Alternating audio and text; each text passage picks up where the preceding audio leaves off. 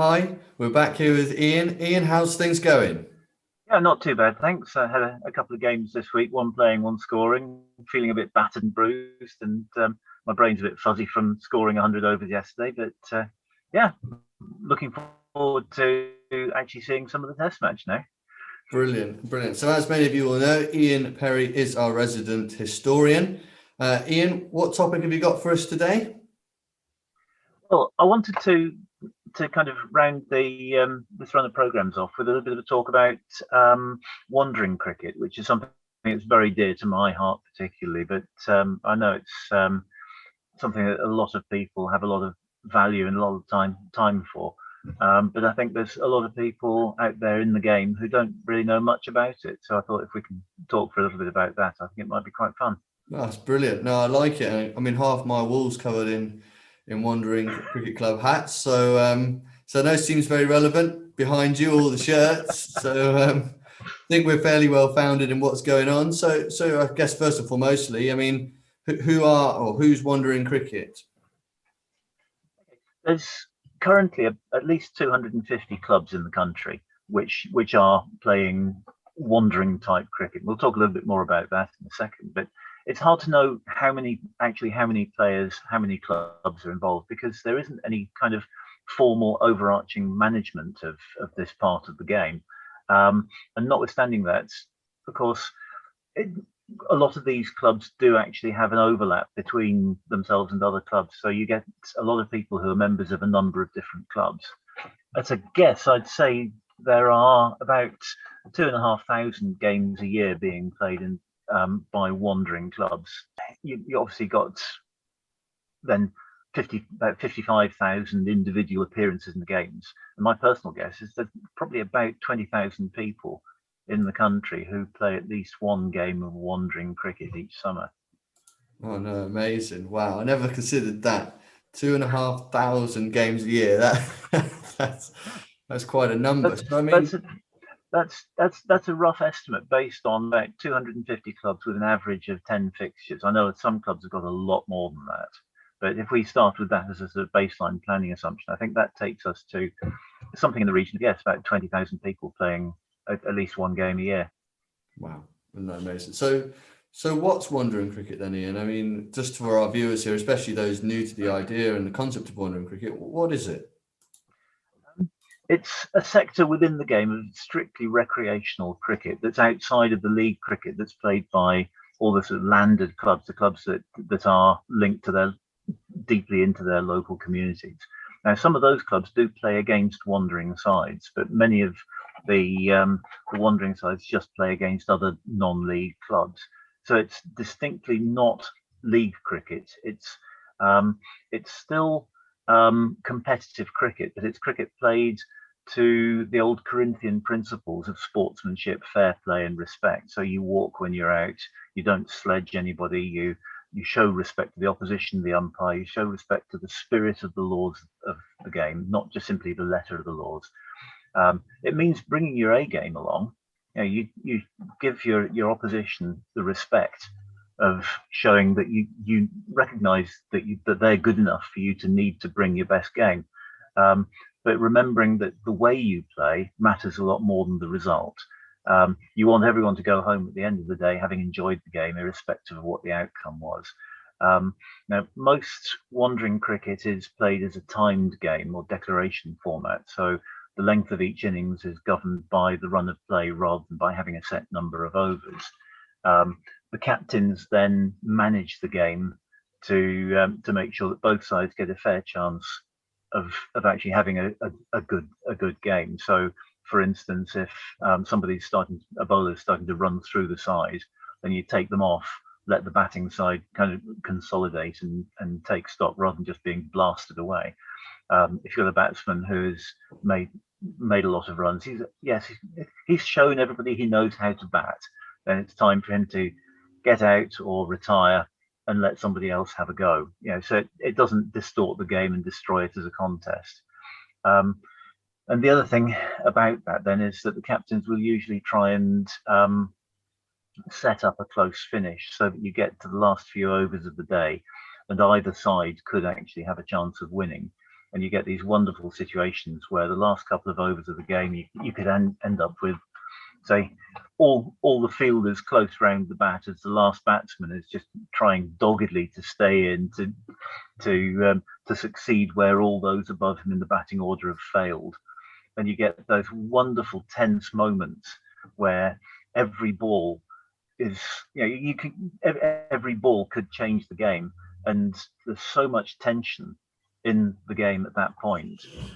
We played one game for Stragglers of Asia against the wine trade, marvelous game, and at the end of it, last over, they still wanted, I think it was 8 to win, and we took it to 2 balls from the finish before they actually got away from us. And that wonderful close finish is really what the game's about. Now, why is it called Wandering? Most of the clubs that are involved don't actually have a home ground per se, so they rely completely on playing against people who do have a ground, or finding a neutral ground clubs can play on. It's also referred to as jazz hat cricket, and because some of the clubs do actually have a home, but more to the point, it kind of reflects things like where you've got these wonderful snazzy colours. I mean, this one's Binny's buddies from Brisbane. I've played against them. The Caracas Stallions, also from Australia, played against them in a Golden Oldies festival. And this is my own club, the Stragglers of Asia, which is marvellous, black, green and purple. So you get these really snazzy looking caps, and it's because of course, this is a reflection in many ways of things like school cricket, where those wonderful school colours really stand out. And of course, Douglas Jardine, who we talked about when we were talking about Bodyline, he wore the Harlequins Club cap, which is a university club. And everyone recognises the egg and tomato colours of MCC. And we've got some lovely bright colours like IZ Australia here. I can see you've got an IZ cap behind you as well. Yeah. So these are the these are the colours that the gaudy colours that the old-fashioned professionals always want to knock off your head. Love that. I mean, so it's not egg and bacon; it's egg and tomato. I've always thought of it as egg and tomato. If bacon comes out that colour, you've got a problem. I know. It's funny because the actual cap, of course, isn't egg and tomato. But the other thing I was thinking of is when you talked about the tension of those last balls. I remember a game vividly where we played a side that had a large musical component, and someone was on a trombone every ball that we didn't take a wicket, going wah wah wah every single time. Quite entertaining, to be fair. In the last 8 balls of the game, brilliant. Needless to say, it was a draw. And then there was a fanfare played after that, so because they'd saved the game. But no, it's brilliant. Yeah, I think it certainly is. As you said there, it's around, everybody takes something from that day, whether it be social, whether it be playing, whatever it is, whatever they've come for, they get, they take that home with them, and that's why they play, and that's why hopefully over 20,000 people are doing it at least once a year. So it's a momentous day. So I suppose wandering cricket, when does that sort of take place? And is there a particular season schedule time? When does it happen? It's something that's happening right now. It's a very current part of the game, but its history actually reaches back all the way to the earliest days of what we call country house cricket. When we were talking about the history of the game before, those times when wealthy sponsors would pull together teams of their friends to play against each other.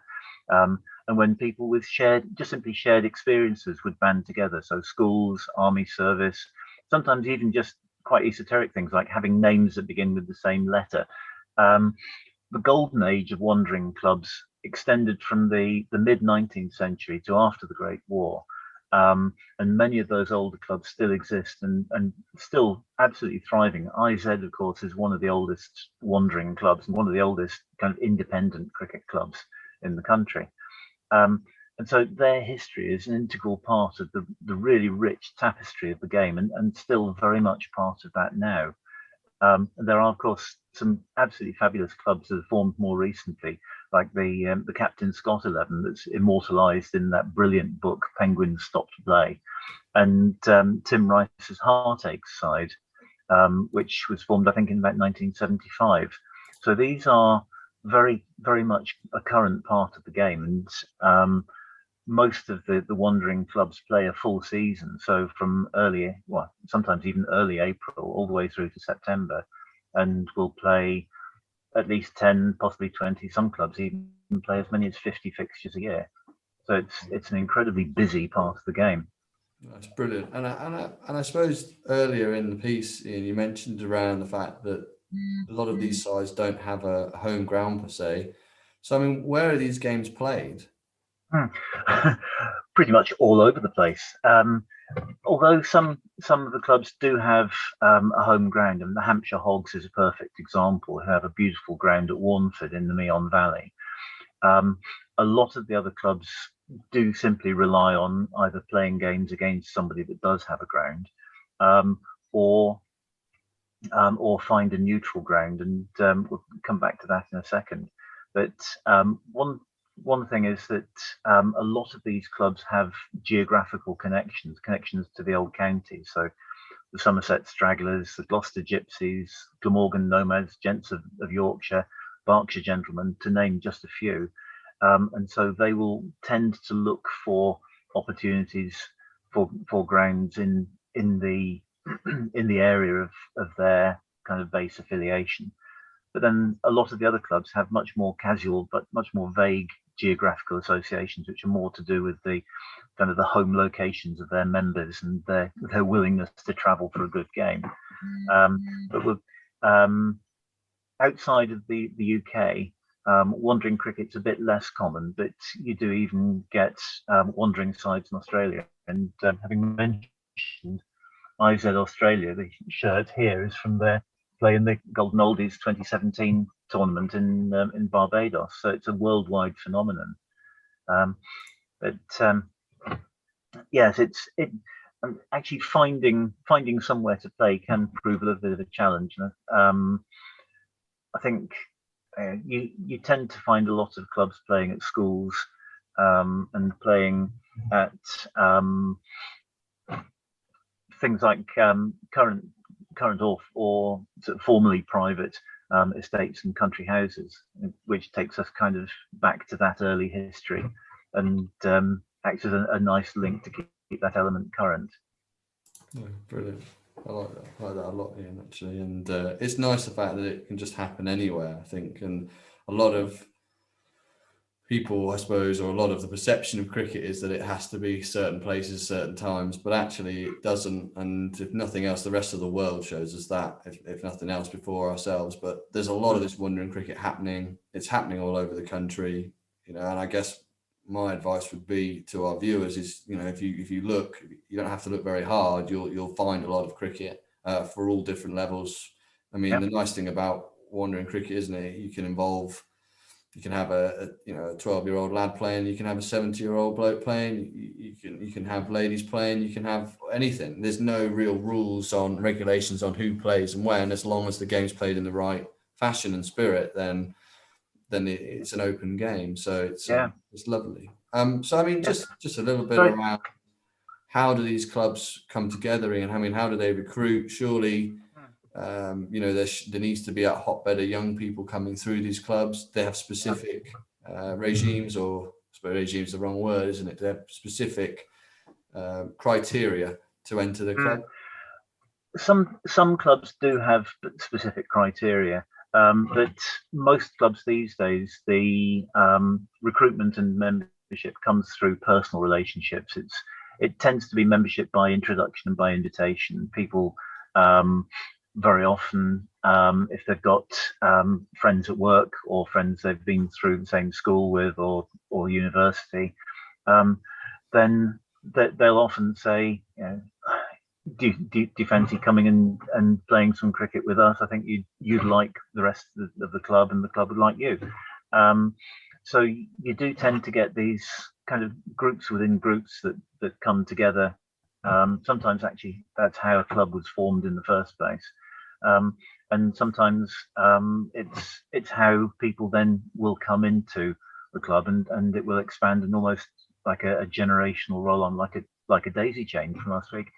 And you get dynastic families as well. We've got in Stragglers, we've got a number of families where the father has brought the son, who's brought his own son, who's brought his brothers, or in one case a son-in-law. I think he's actually trying to bring not only his own kids but his all of his kids' friends in as well. And it's great because it brings fresh blood and it brings younger people into the club, so that you've got that constant throughput. How do clubs find opponents? I suppose is another interesting one. It's often by the same route.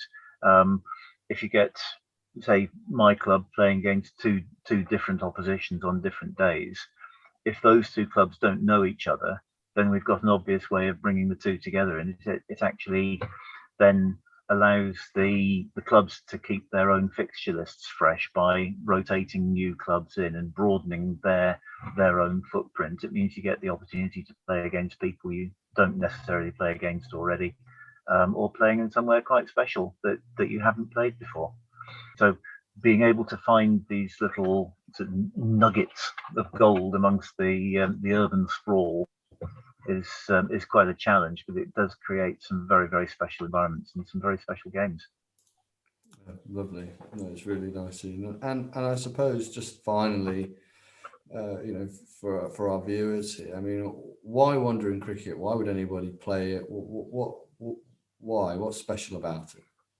At risk of sounding a bit pompous here, we live in an increasingly competitive and materialistic world where people tend to fight tooth and nail to get the slightest advantage, and it's that sort of old adage about people who know the price of everything but the value of nothing. And what's Wandering Cricket, with that Corinthian principle at its heart, what that really does do is stand as a bastion of sportsmanship, of traditional values of respect and integrity.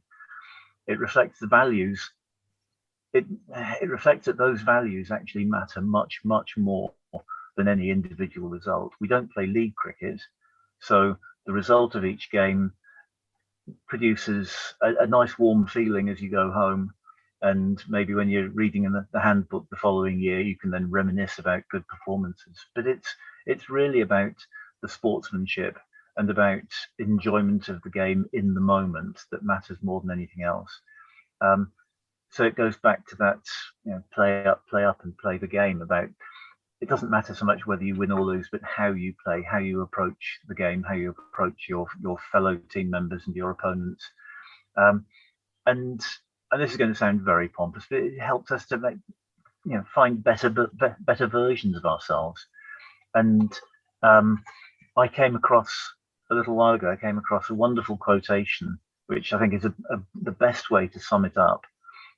It's from John Cleese when he was on Test Match Special doing A View from the Boundary, and it's a few years ago now, 1986. But he said, "The great moments of sportsmanship do send a kind of thrill around the crowd, because they're a reminder that what's bringing us together, what's uniting us, is greater than the need to defeat each other." And I think that sums it up beautifully. And I'd like to thank John Cleese for giving us the permission to use that. Oh, it's lovely. It's lovely, and a fantastic way to finish our history segments for this series. And I suppose all that's left from me is to thank you so much for your time and the level of research. I don't think a lot of people realise how much research you've put in to all of your segments. So Ian, really, thanks so much from me and my viewers too. And you take care. It's been a lot of pleasure. Thank you. You take care now.